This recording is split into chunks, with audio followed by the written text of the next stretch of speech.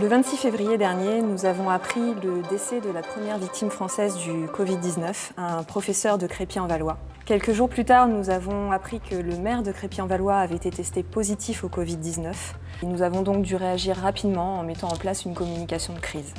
Alors c'est vrai que dans le contexte, on pouvait percevoir une très grande émotivité chez les personnes qui faisaient des commentaires, qui réagissaient aux publications sur les réseaux sociaux. Cette émotivité était très saccadée puisque les personnes étaient en attente d'informations et nous ne voyions pas rester impuissantes en tant que service public. Il nous fallait réagir et accompagner les personnes.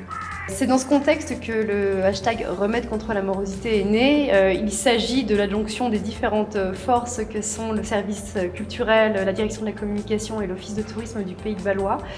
Ces services ont l'habitude de travailler pour et avec les gens, donc il nous semble absolument naturel de nous unir et puis de continuer à proposer ce service public, même virtuellement.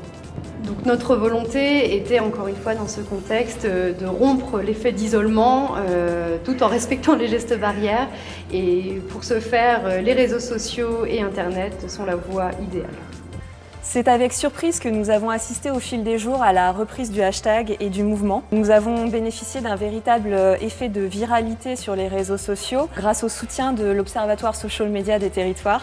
Des communes, des intercommunalités, des départements, des régions, aux quatre coins de la France, ont commencé à reprendre le hashtag pour égayer le quotidien des Français durant le confinement.